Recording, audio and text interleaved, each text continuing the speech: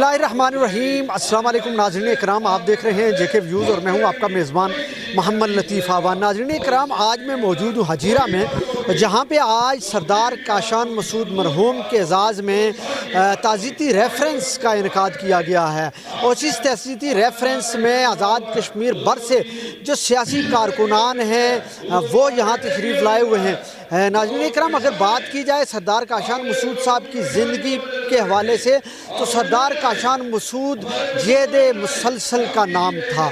सरदार काशान मसूद रियासत के हुकूक की बात करता था, तहरीक आज़ादी कश्मीर की बात करता था, वो एक आम इंसान के हुकूक की बात करता था, गरीब परवर था, दस्तरखान खुला था। लेकिन सरदार काशान मसूद जहाँ पे ये सारे काम किया करता था, वहीं पे वो एक बेहतरीन सियासी कारकुन भी था। नाज़रीन इकराम, आज उसे हर मकातबे फ़िक्र के लोग, हर सियासी जमात का कारकुन खराज अकीदत पेश कर रहा है, खराज तहसीन पेश कर रहा है, उसकी ज़िंदगी के चंद गोशों का जिक्र कर रहा है, इसलिए कि सरदार काशान मसूद ने अपनी ज़िंदगी के अंदर एक जदोजहद की, तहरीक आज़ादी कश्मीर के लिए जदोजहद की, गरीबों के हुकूक के लिए जदोजहद की। आज हम बात करेंगे उनकी ज़िंदगी के हवाले से, उनकी ज़िंदगी के चंद गोशों के हवाले से, और यहाँ पे जो आए हुए मेहमानान ग्रामी हैं उनसे बात करेंगे कि वो उनकी ज़िंदगी के हवाले से क्या कहते हैं।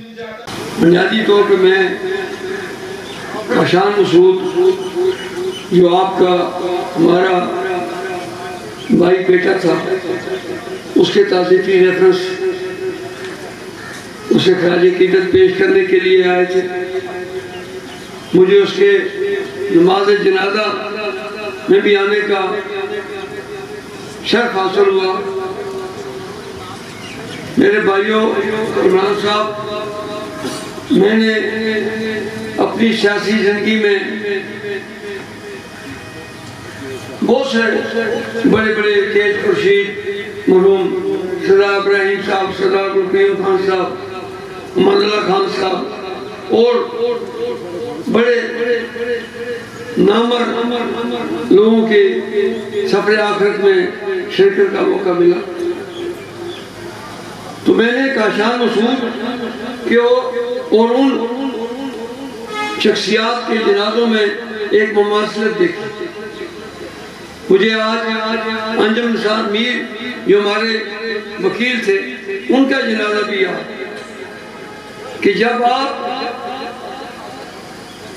घर वालों से ताज़ियत, बाद जनाजे छोटे, आप जनाजा पढ़ने के बाद घर वालों से ताज़ियत करते हैं, लेकिन काशान के जनाजे में मैंने देखा कि उस वसी और इस ग्राउंड में हर कोई एक दूसरे से ताज़ियत कर रहा था।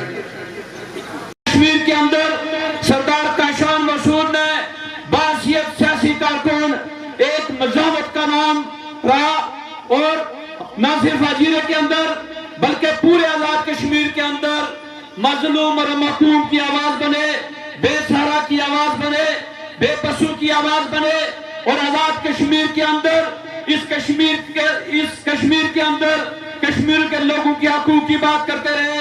और आज मैं उसी की उस पर्ची पे खड़े होकर यह कहना चाहूंगा कि आज काशान मसूद हमारे अंदर नहीं, आज सरदार जावेद शरीफ साहब मौजूद हैं, आज राजा अली जमान साहब मौजूद हैं, और मुझसे पहले किसी ने यहाँ पे कहा कि इस वक्त आजाद कश्मीर की जो रियासत के अंदर जो यहाँ पे एक तहरीक चल रही है, क्या वजह है? यहाँ पे तो साबिक वज़ीर आज़म यहाँ से उठ के चले गए, वो होते तो उनके सामने बात होती, लेकिन सरदार मोहम्मद हुसैन साहब भी यहाँ पे बैठे हुए हैं, ख्वाजा फारूक साहब अपोजिशन लीडर भी यहाँ पे बैठे हुए हैं।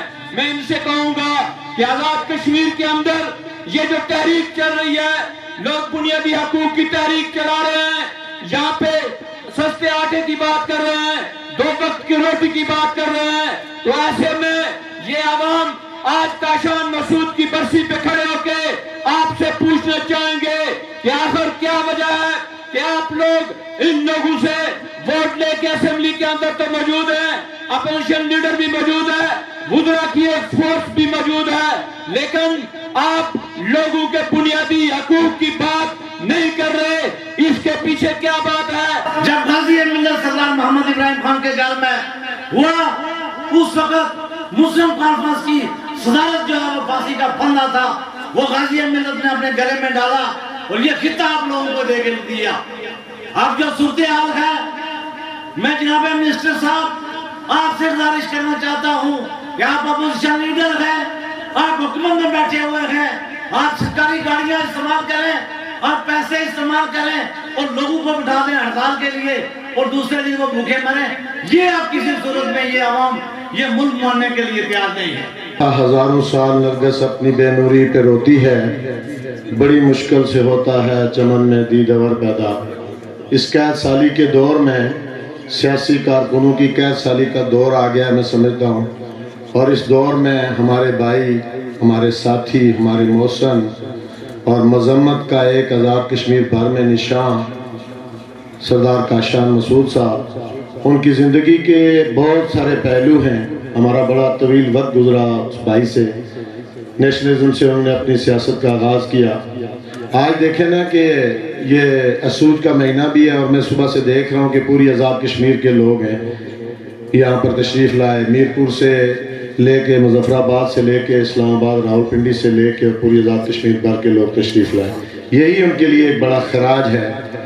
بس اتنی بات کہوں گا، میری مائیں بہنیں بیٹیاں بھی بیٹھی ہوئی ہیں، کہ آخر یہ گھرانہ اتنا عظیم کیوں ہوا؟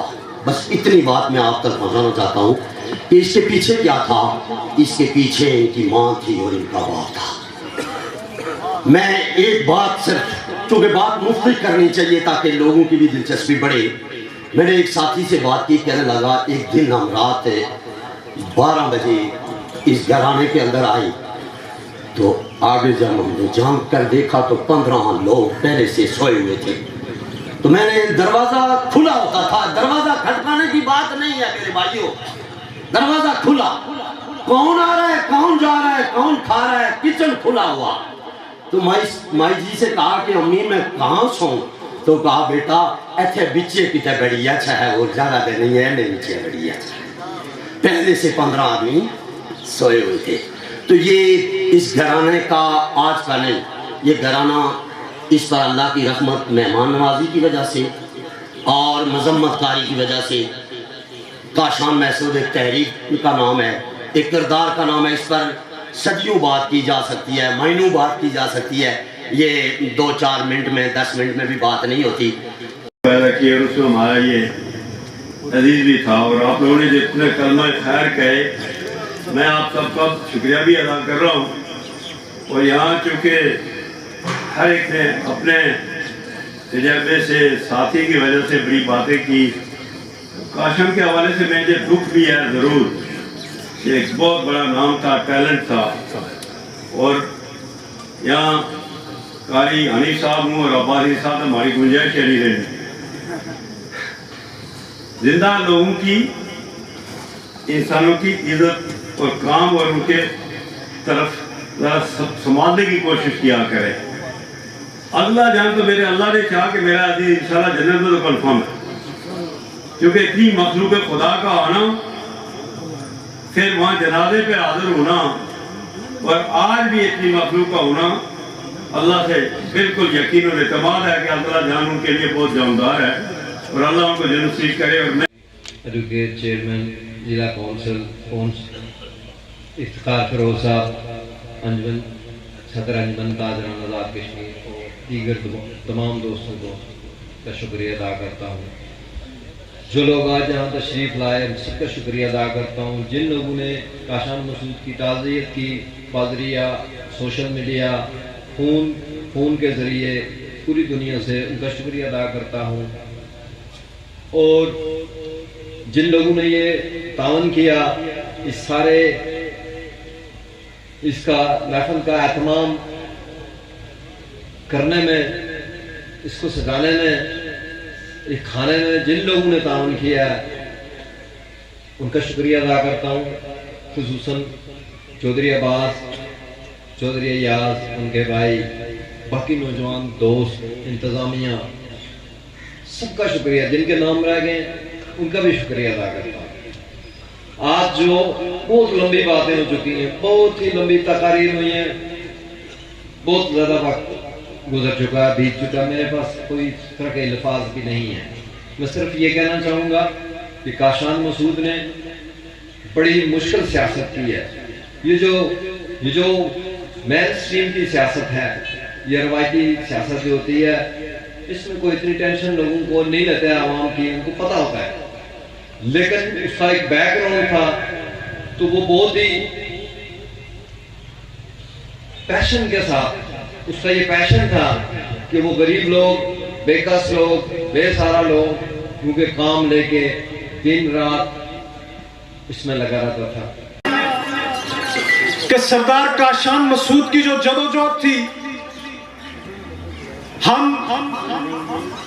آج اس کے تعزیتی ریفرنس پر یہ عہد کرتے ہیں کہ جو اس کی جدوجہد تھی اسی طرح ہم بھی جدوجہد کرتے ہوئے اس ریاست کے غریب, مزدور اور محنت کش طبقے کے لیے اپنی تمام تر توانائیاں جو ہیں وہ خرچ کریں گے.